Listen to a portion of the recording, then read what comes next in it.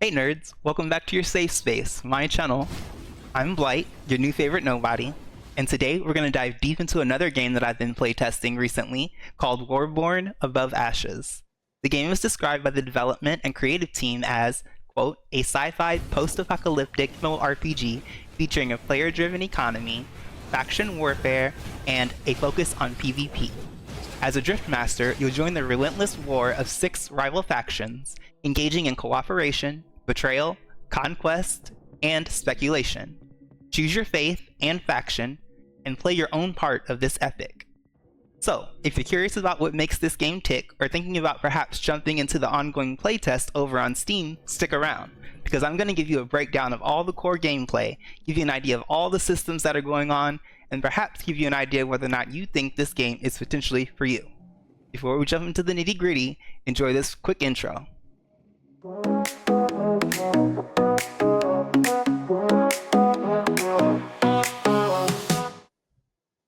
To begin your adventure, you need to choose a faction and begin the initial setup of your base. The tutorial will walk you through a few of the initial systems, which I highly recommend you actually pay attention to. I know it's easy to zone out and try to skip pretty much every tutorial out there, but trust me, there's a bunch of systems involved, which we will get into, and you'll probably regret not getting the initial hang of things and how the gameplay loop works. You can choose to play solo, team up with friends, or join a warband or guild. The game's main feature, I think, is the 100 versus 100 player war sieges. I was fortunate enough to catch a siege in my playtest, so I'm glad I get to show you all that soon. After setting up your beginning base operations, you'll be tasked with securing outposts, gathering resources, and capturing about 5 different currencies to make everything come together. As I stated, Above Ashes is a PvP-centric MMORPG, but I think they really should have gone with PvX personally, but it is true you cannot really escape the PvP on many levels. The game was developed by Pumpkin Studio and published by Kuland Games. We control our drifters, a customizable character thrown into a relentless war between those 6 rival factions spread throughout this sci-fi post-apocalyptic setting. So when you first enter the game, you pick that faction, and then you're going to be immersed in elements of sandbox MMORPGs like Albion Online and large-scale war simulators. Like, I don't play too many like large war scale simulators, but like my guild is really into Arma Reforged. So this game kind of has like a lot of the guns, turrets, flaming cannons, all that kind of stuff, but like a sci-fi mix of it. And it also features a large dose of MOBA style combat, which if you're familiar with Dota, League of Legends, Bloodline Champions, you're going to feel right at home. It's free to play with that focus on faction driven warfare, and it's designed to get you into that action fast. So ideally, no endless grinding required, but it's an MMO, so work in progress, we shall see. The main gameplay focus revolves around territory control. So we're going to go gather resources, conquer territory, lay siege to keeps, secure those faction outposts, and the entire time, danger of PvP is always present. Really, I think the seasonal system is something that I'm kind of unsure about, but essentially, the seasons are going to last a month, and some progress will be reset, while certain things you unlock will remain.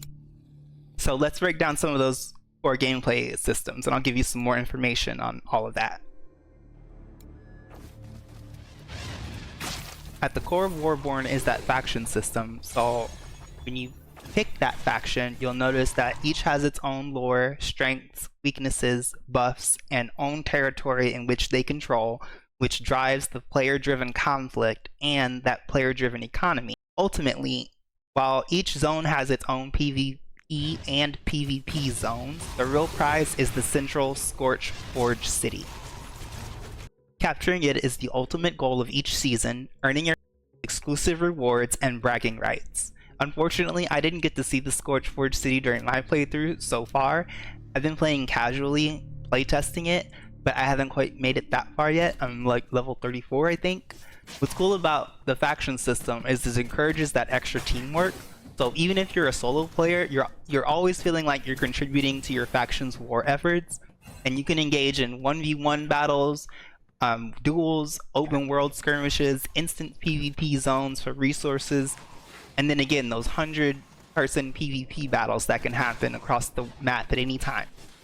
The game's structured realm versus realm style means you're instantly part of a larger conflict with allies running around to back you up, and it's perfect for players who love organized chaos and want to feel like their actions actually matter in like that larger picture. Alright, now let's get into the drifter system. The drifter system is basically how you're going to build and play your character. As a drift master, you're going to control up to 3 drifters. You'll think of them as like your distinct loadout or hero.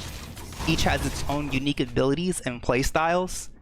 So each one is like a class with specific stat bonuses, and they have different skills ranging from like frontline tanks to stealthy DPS, burst mages, supports, etc. There's over 40 drifters available that you can pick and match, and you can also mix and match the equipment. So you can essentially like make a healer into a DPS or a tank into an offensive support, CC mages versus stealth mage, etc. Something like that. In addition to all of that, there's also a mod system in which you can actually customize the gear itself, giving you a whole other layer of customization for gearing out your drifters. And here's where it gets spicy. If you die in PvP or PvE, you can respawn as one of your other drifters with a different loadout, essentially giving you up to 3 lives in a fight. Not like 9 lives, but we'll take 3. For example, you might start as a tank, get killed because you were up front taking all that damage, come back as a sniper, chill out in the back, sniping bitches off, and then get killed again, coming back as a healer to back up your team for the final push. So you need to like make a plan and work together with your team, or even if you're a solo player, you need to have a diverse mix of these drifters so that you have different ways to go about capturing your objectives and completing your missions. The game also features a research center and tech tree inside of your drift mark, your main base of operations. So you'll upgrade your skills, stats, and abilities, and this allows you to further customize and specialize in even more areas. There's all kinds of things that you can upgrade and purchase, like siege weapons, shields for your base, movement speed, additional food, bombs, stealth potions. There's just a huge amount of things that you can really get involved in on the crafting side of things. And then the drift system alongside the drift mark system, the devs say, is meant to be accessible yet deep. They want us to be able to be like battle ready in supposedly 30 minutes, but mastering your abilities and swapping between different drifters mid-battle is going to take a lot of strategy and practice. So you do have a skill-based system there, and there are a lot of abilities that are completely aim-based. Some are point and click, but the majority of everything requires a skill shot. I haven't played every hero yet, but based on what the 5 that I did play, mostly everything needed to be aimed, and I really appreciate that.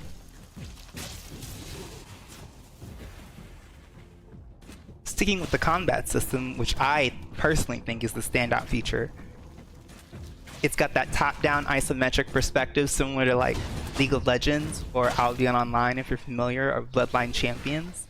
It's click to move and attack mechanics.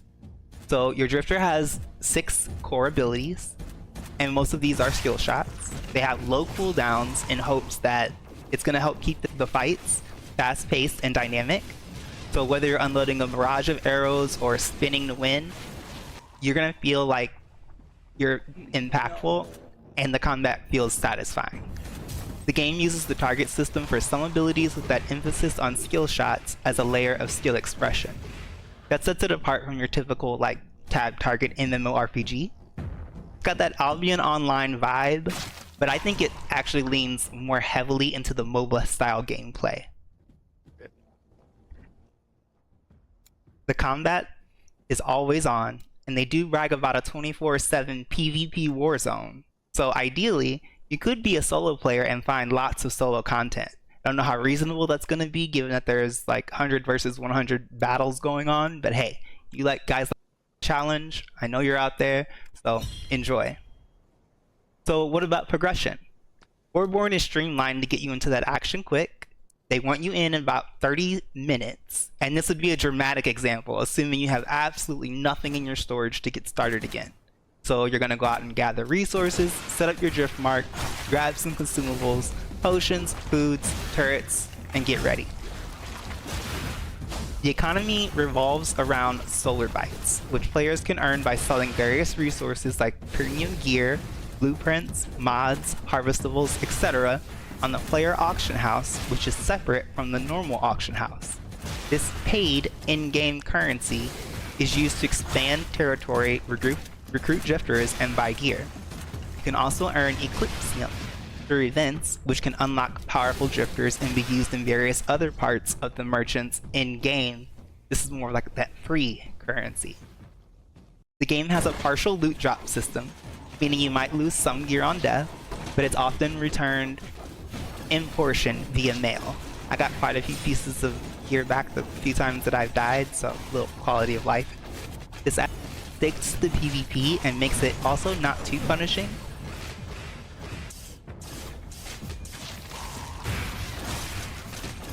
The devs say that the research center is the key to your long-term progression, so you really want to make sure that you're focusing on upgrading your overall Driftmark research center. You're going to unlock all of those new skills, stats, upgrade your drifter, define how your drifter plays, and really control everything under your umbrella and your scope. One of the more unique... The game is featuring a seasonal system. Essentially, seasons will last about a month, and some progress will be reset, while certain progress will be retained, like the drifters that you unlock. Maybe certain parts of the skill tree, not exactly sure, they're working on that whole system. Throughout the season, the level cap will gradually increase, and more mechanics will gradually unlock. Think of it like a time-locked progression server. The new mechanics unlock as factions are pushed towards the center of that map, and the developers have hinted at adding more fronts and objectives in the future to make those victories less dependent on controlling just one single point, which should add strategic depth in theory.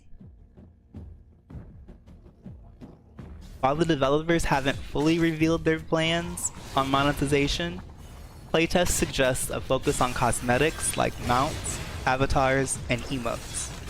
Kind of player concern already about potential pay-to-win elements across the board, especially considering it has like this mobile-friendly interface. I don't know if they're going like mobile, but I'll look into that. Like currently they have those two currency systems, right? But there's other currencies that are in-game alongside those as well. I mean, right now everything is completely free, so I encourage you, if you're thinking about it, I don't know how that's going to change going forward, so I would say while everything is free, now is the time to go test it if you're curious. Here's the Steam page, and you can see some different cosmetic rewards that they handed out during the playtest. So you may be wondering why play this and what sets it apart. Well, I'd say it's probably the focus on the 24/7 PvP, and in the words of the devs, they want a minimal grind to be a breath of fresh air. The drifter system, I think, offers deep customization without overwhelming new players, and the faction-driven gameplay creates a sense of purpose even as a solo player. The seasonal reset should keep the gameplay world dynamic, plus the mobile-style combat, sandbox progression, and large-scale war mechanics feel like a good mix of League of Legends and maybe your favorite MMO. That said, it's not perfect. Like we said, some players have noted similarities to Albion Online. I keep saying it, and that maybe they could lean harder into differentiating themselves somehow.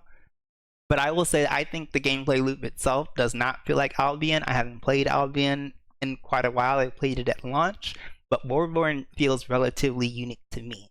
I didn't feel like it was trying to be Albion Online or just a sci-fi version of it. I think they are doing some relatively unique features, and I do like the swapping of equipment. Drifters, abilities, very customizable. I think that the pacing of the mid-game is going to need work. It felt a little grindy. and I'm only in the level 30s or so.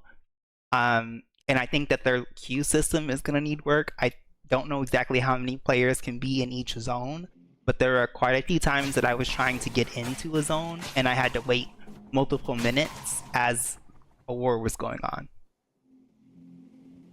Well, nerds, that covers the majority of the gameplay info that I wanted to give you about Warborn Above Ashes. It's currently in a playtest over. Go check it out.